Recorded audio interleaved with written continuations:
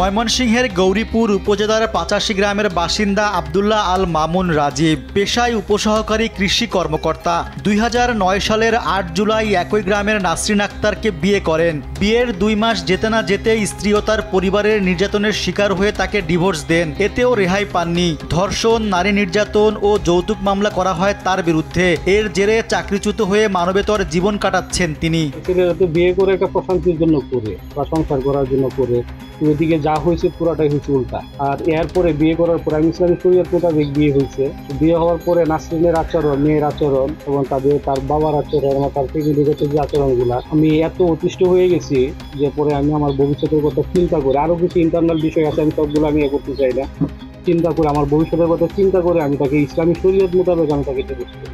আমি বর্তমানে শান্তিতে নাই, মানসিকভাবে অনেক হ্যারাসমেন্টে নিয়ে আছি। আমি এগুলার একটা নিষ্পত্তি চাই।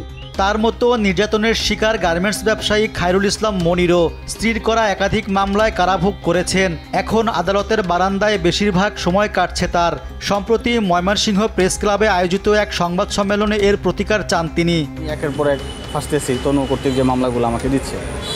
আসলে আমি তো একটা বিয়ে করেছিলাম পারিবারিকভাবে, পছন্দ হোক যেভাবে হোক, আমার সামাজিক স্বীকৃতিভাবে আমি তাকে বিয়ে করেছিলাম। সুখে শান্তিতে ছিল আমার সংসার। বাট তার যে পরপুরুষের যে আসক্তের যে বিষয়টা চলে আসছে, এটা নিয়ে একাধিকবার বসা হয়েছে, বাট স্থানীয়ভাবে বা ঘরোয়াভাবে ওইভাবে ডাকডোল পিটায় না, কারণ যেহেতু সম্মানের বিষয়। বাট সে এখান থেকে ফেরত আসে নাই, ফেরত না এসে বরঞ্চ কী করছে সে, যেহেতু পুরুষ নির্যাতন আইন আছে, নারী নির্যাতনের যে ধারাটা সেটা কিন্তু পুরুষের উপরে বলবৎ, সেটা কিন্তু নারীর উপরে বলবৎ না। যার কারণেই কিন্তু নারীরা কিন্তু একের পর এক অপরাধ করে কিন্তু পার পায়ে যাচ্ছে। আমি স্বামী থাকা অবস্থায় আমার নামে ধর্ষণ মামলা, আমার নামে আইসিটির মামলা, আমার নামে দেনমোহরের মামলা। এদিকে দিনকে দিন সমাজে পুরুষ নির্যাতনের হার বাড়ছে বলে মনে করেন আইনজীবীরা। তাদের মতে পুরুষ নির্যাতন রুখতে আইন প্রণয়ন করার সময়ের দাবি। শাসিত ওই সমাজ ব্যবস্থার মধ্যে অনেক ক্ষেত্রে যখন পুরুষ নির্যাতিত হয় তখন তাদেরও তো একটা প্রোটেকশন দরকার আছে, আইনগত প্রোটেকশন দরকার আছে। যে আইনটি আছে সেটি হলো সকল মানুষের জন্য নির্যাতন যেখানে প্রোটেক্টেড, কিন্তু স্পেশালি পুরুষদের জন্য এরকম কোনো আইন নেই। তো আমরা যখন সভ্যতার একটি চরম জায়গাতে গিয়েছি, যাওয়ার পরে নারীরা অনেক সময় আইনগতভাবে একটা প্রোটেকশন পাচ্ছে আইন দ্বারা, সেই আইনের প্রোটেকশনটা ইয়েরা পাচ্ছে না, পুরুষরা পাচ্ছে না। সেই ক্ষেত্রে বিষয়টি নতুন করে ভেবে দেখার বিষয় আছে।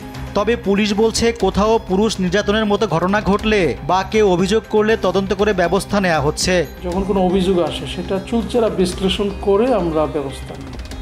আমরা আগে যেখানে মনে হয় যে আমাদের প্রাইমারি ইনকোয়ারি করা দরকার, সেটা ইনকোয়ারি করে আমরা কিন্তু ঘটনার সত্যতা যাচাই করে আমরা আইনগত ব্যবস্থা গ্রহণ করি।